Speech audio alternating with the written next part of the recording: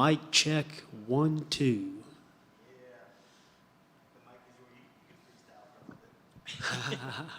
Well, you're in good spirits. You're just a few days away from the fight. How was fight camp and how are you feeling right now, just a few days away? Feeling good.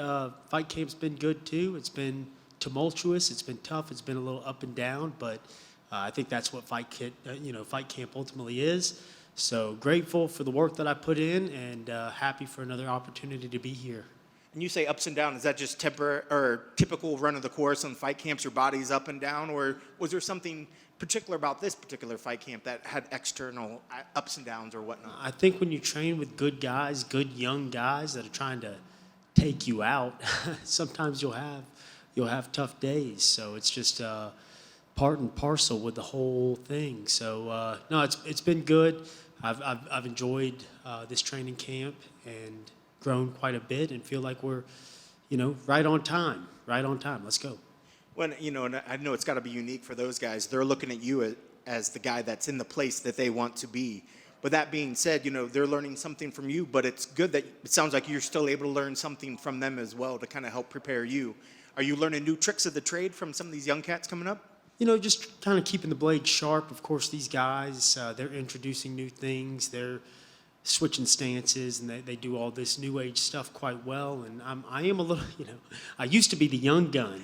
That's a wild thing. I say that to the boys all the time because I was the young gun. I was the guy. And now I look around, I'm the oldest guy on the mat. And ain't that something? Again, I think a couple months ago, a year or two ago, I would have looked, felt bad about that or something, but it's a blessing. And yeah, those guys keep me young. So shout out to all my goofy training partners. I'll be back Monday strangling your face.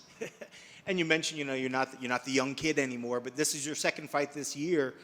Is that the ideal number of fights a year? Or would you rather get maybe 3, 4 fights, or is 2 the optimal amount for you? We'll kind of have to see how it goes. I do feel good going into this one, and weight's good, and everything feels right in that capacity. Sometimes when, a little bit, I was just losing my mind there for a little bit too. But honestly, the way that I'm offered fights, I could fight 5 times a year if I was up to it, if I were still the young gun and could turn it around, maybe cutting a little less weight. But yeah, 2 might be an optimal number, but we'll see. If I feel good with 2, maybe next year we try 3. And if that doesn't work, maybe we go back to 2. I don't know. We'll see. Is flyweight, how hard is it to keep making flyweight? I'm doing better with it now. It seems like, I don't know, it's just like my body's adjusted. It felt like there for a little bit, it was doing the opposite. It was like holding on to a lot of weight. My weight would really fluctuate in between fights and camps, and it's really not doing that anymore. And I can't say that I've made many changes. I just think, stepped away for a little bit, relaxed for a little bit, and I don't know how to explain it, but we're doing better. When I know typically we always see as fighters start to age, the normal process, your body doesn't want to cut that sort of weight. Do you ever envision at some point that you would see yourself changing divisions, or you think 125 will be where you stay as long as you can? Yeah, not at this point. Just I'm 35 years old. I've been at this. This is the division I started in. This is the division I'll finish in. And I fought a little bit at 35 as well. And maybe, what was it, 6, 7 years ago when they purged the flyweight division? If at that time we would have decided to move up, I would have grown into being a bantamweight. Like by this time, I'd be a true bantamweight, and that's just not in the cards anymore. And again, that just comes with getting a little older, and it's all good. And like I said, just feels like I'm walking a little lighter, feeling a little better. We cruising through fight week. And I know a lot of times too, it's the mental side, the preparation, but as well, just how comfortable and at ease you are with your own body and with your training. Something I saw on social media said you were grateful for every opportunity and not taking the moment for granted, and how you were going to battle for your family. Is that something that's, I'm sure battling for the family has always been a thing, but has your mindset changed over the years? Did you feel that you maybe weren't as grateful early on, and now that you appreciate it more so?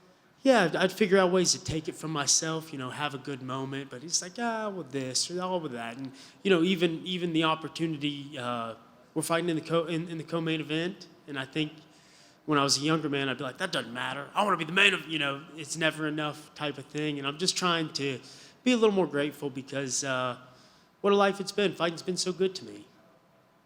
Explain Danger. Where's the nickname from? It's really just I'm a goof and always have been. And since day one, training in the gym, I've just been a scrappy guy. And early on, it was kind of like, hey, stay away from that guy. He will hurt you. He's dangerous. So that's actually where it started. Shout out to Brent Mason, Elite Combat Academy, Shreveport, Louisiana. That's where that name was coined. And it's just stuck with me ever since. And yeah, I'm Am Danger. And father of two, how old are your children? I have a 2-year-old boy and a 5-year-old daughter. She started kindergarten this year. Plays the violin. It's amazing. That's awesome. That's a very non-dangerous thing, which is awesome. But as a father of two and hashtag Daddy Danger, what is the most unique thing that you've had to danger-proof in your house for your kids? You know, my daughter was so quaint. So we had to lock the cabinet so she wasn't drinking Clorox bleach and things like that. That's a good thing. But my son, he wants to climb things and jump off of them.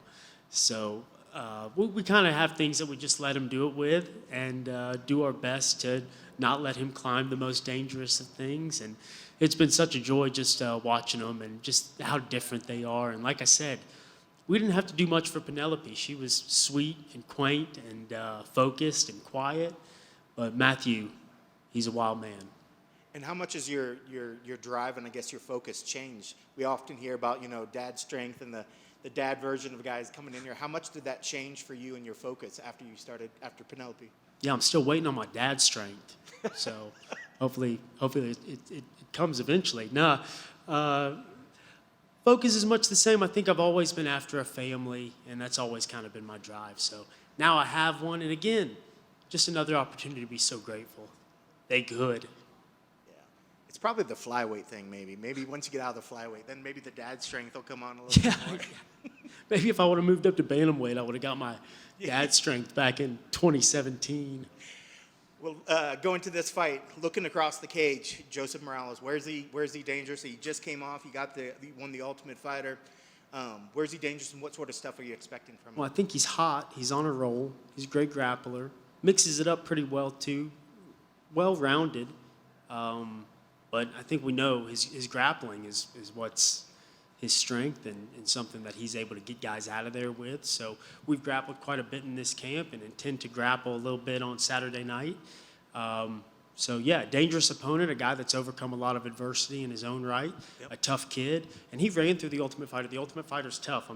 I got my former Ultimate Fighter castmate, Adam Antolin, over there, and we are all too familiar with how difficult and how tough of a scenario that is. So much admiration, much respect to Joseph Morales for getting through that and kind of being the underdog the whole time. Like, he wasn't the guy, he was the vet, and when those shows happen, it's always pretty a safe bet to take a vet like Joseph Morales. So yeah, he's been very impressive. I think it takes a lot, shows a lot about him that he was able to overcome getting cut.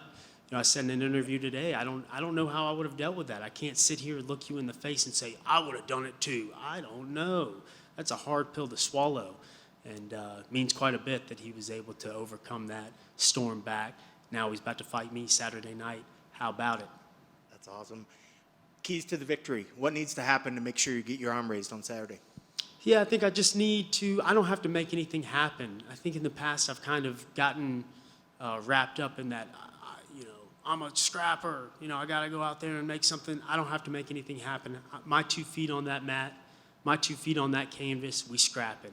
And I just have to, be in the moment, read, react, fight the way I've always fought, and not overreach.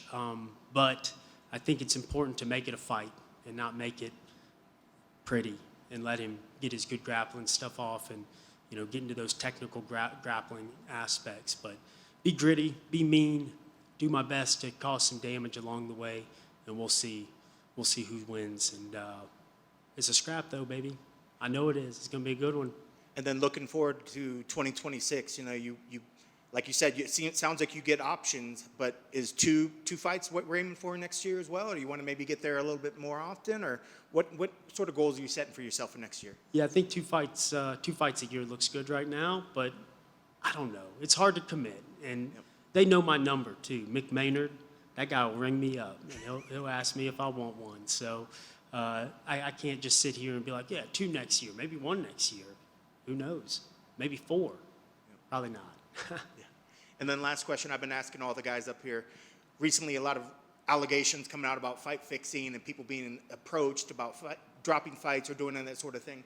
Does MMA and does the UFC have a problem with fight fixing, you think? I mean, I think it is certainly something to be concerned about, and it's so unfortunate because, yeah, now everybody is looking at everything with a skeptical eye. If something was kind of weird, I mean, so UFC Europe posted the Sumu Deoji fight, and I mean, it was just one comment, but I thought it was so hilarious. It said "fixed," laughing face, you know, and of course, like when that's what's so troublesome about it. It makes us question the sanctity of the sport in general. I would say, for me personally, and I saw some of my counterparts even coming out and saying that they had been approached about fight fixing. Not me ever. Nobody's ever approached me about that.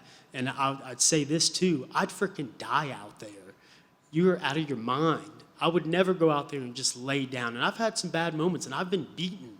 But to lay down for what? Couple G's? Get the F out of here. So I don't know. I'm not saying. I'm sure there have been people who would approach you, but not me. And if that fight was fixed, I mean, God bless him. God bless us. We both actors, both of us. We deserve movie roles, right? So I just thought that was hilarious. Fixed. Best of luck on Saturday. Thank you. Just a couple from me. Talk to me about, you're so immersed in the fight game. Outside of the cage, you do some matchmaking for AKA. Talk to me about how much you enjoy that and what that promotion means to Louisiana in particular. Yeah, it's just a small little promotion from Northwest Louisiana, but it has been fun. It's been very fulfilling, and I appreciate you asking me that. I was hoping somebody would, because matchmaking has been such a blessing, and it's fun because I truly feel like I'm giving back to these guys. And that's what I hope to do. And even going back to when I laid the gloves down a couple months ago, I mean, I left embittered and mad and upset. And why?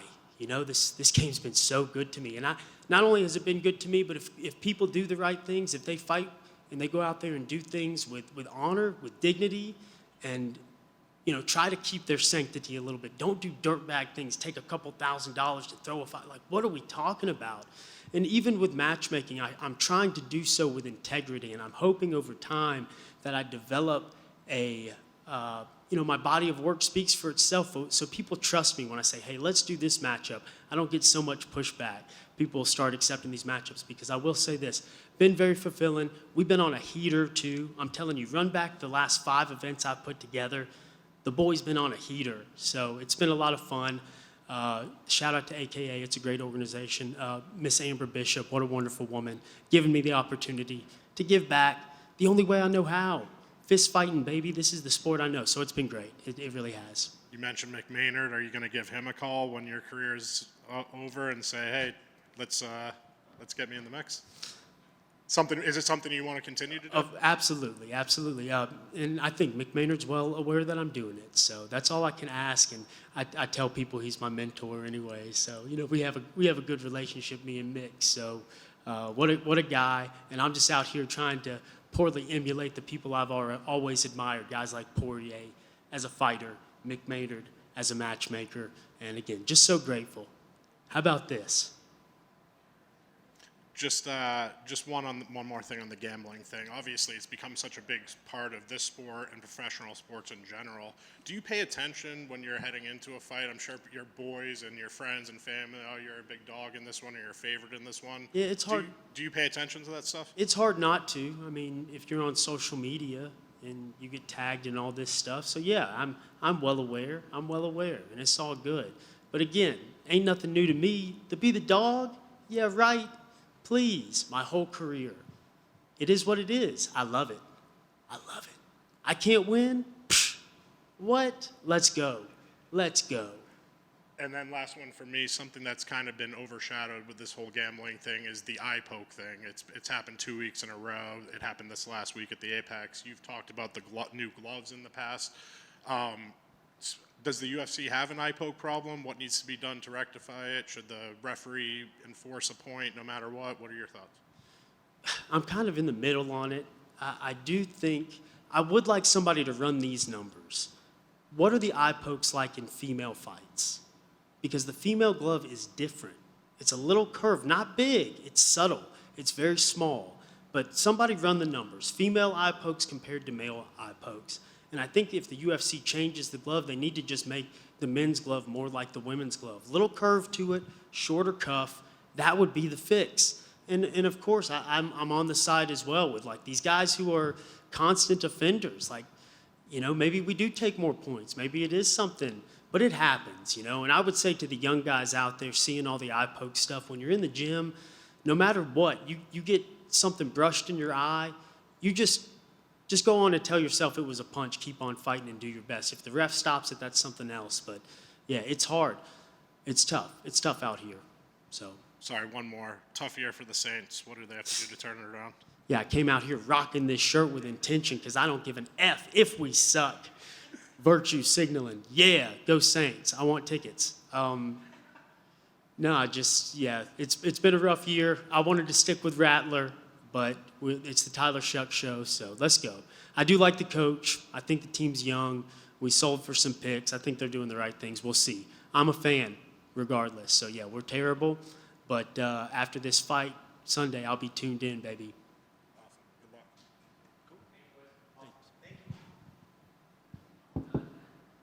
Hope they give you those tickets.